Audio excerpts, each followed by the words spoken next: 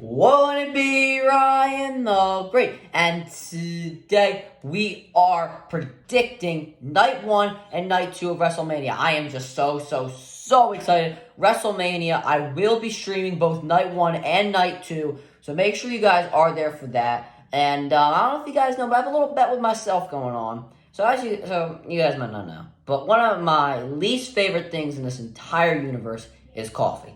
I cannot stand coffee at all. It is just so bad. It just tastes so bad. So if I don't get every single WrestleMania prediction right, I have to drink that on stream. You guys will see that eventually if this does happen. But you know me, I'm the best. I'm him. Let's go. I'm going to get every single prediction right. You guys know it. And, maybe you guys could take some of my analysis and take this and put them into your predictions. I don't really know. But we're going to get right into it. But before we get right into it, guys, make sure you subscribe and post notifications on. Go subscribe to my Brother Liam the Great Vlogs. Make sure you go subscribe to my second channel at Ryan the Cod Great. And make sure you follow me on Twitch at Ryan the Great Podcast. Without further ado, ladies and gentlemen, let's get right into the video. So we're going to start off with night 1. And as we do know, the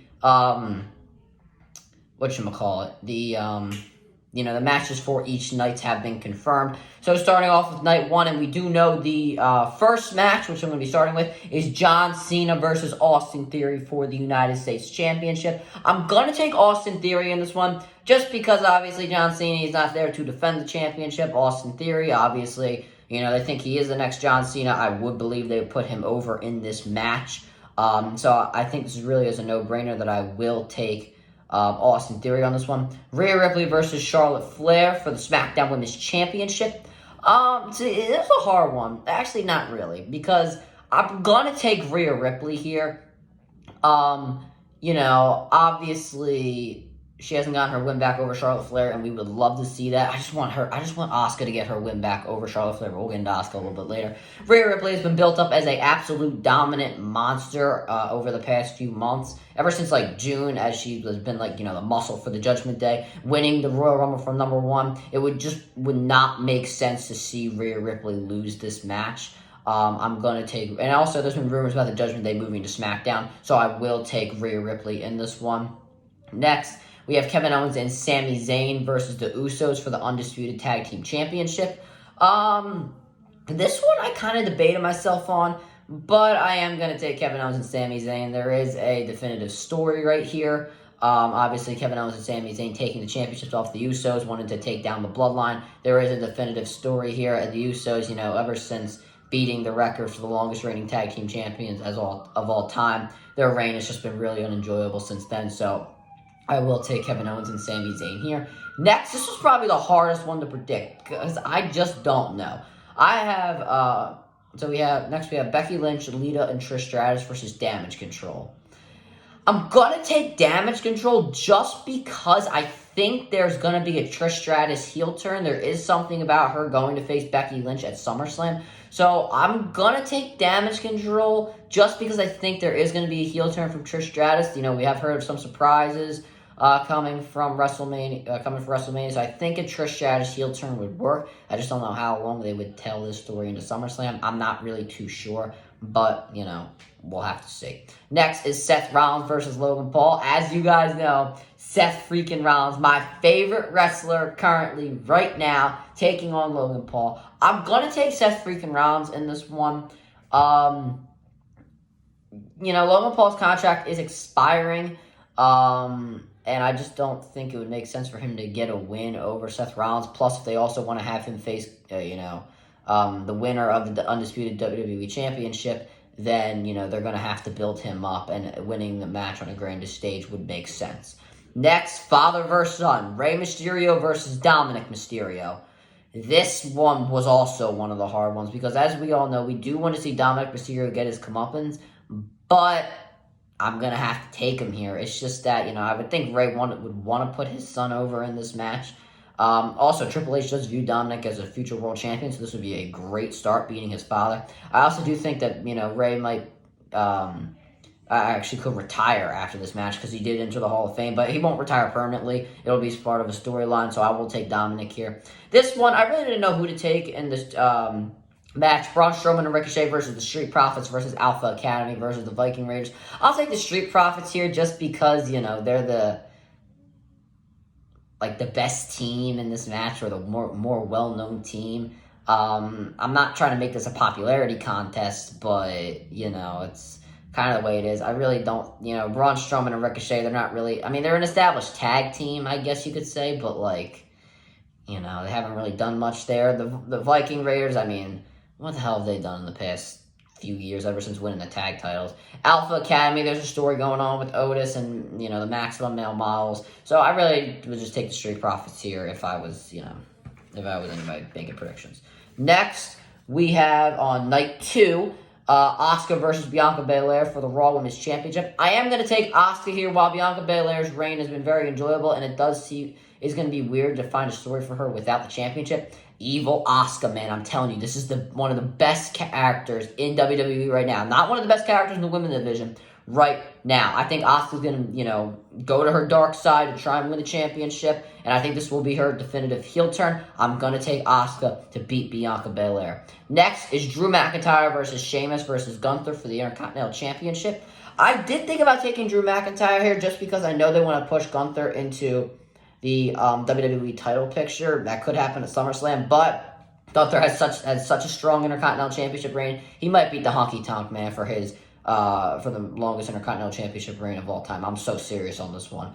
But I am going to take Gunther just because I think there's a good storyline here between McIntyre and Sheamus without the Intercontinental Championship. And Gunther's push has just been so great. I love Gunther. I love him in the ring.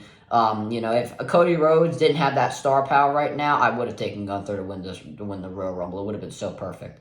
Next, we have Edge versus the Demon, Finn Balor. I really do think that Edge could bring out Gangrel. I know there's that rumor, but if he can go to the Brood character, oh my god, that would get such a big pop for me. I wanted, you know, if the Brood character Edge with Gangrel versus the Demon Finn Balor inside Hell in a Cell, oh my god, that would be so perfect. I would love that. But I am going to take Edge in this one. I know it sounds a little shocking because, you know, the Demon Finn Balor, we really don't want to have him get beaten. I am tempted to take the Demon here just because I don't think WWE wants to have the Demon lose 2 matches in a row. But, you know, Edge with his Brood gimmick, with his little supernatural powers or whatever, I think it is an equal advantage there that WWE could tell in, like, you know, in the kayfabe world. So I will take Edge here.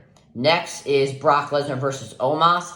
I mean, I'm going to take Omos here just because Lesnar, he doesn't really need a win of this magnitude. Plus, in the storyline, Omos has gotten the advantage of Lesnar just about every single time. It really wouldn't make much sense to have that sort of build without Omos winning. So, I don't really know, but I think he'll win. And I think Lesnar will probably take some time off from TV after that because, you know, he's not a full-time competitor anymore.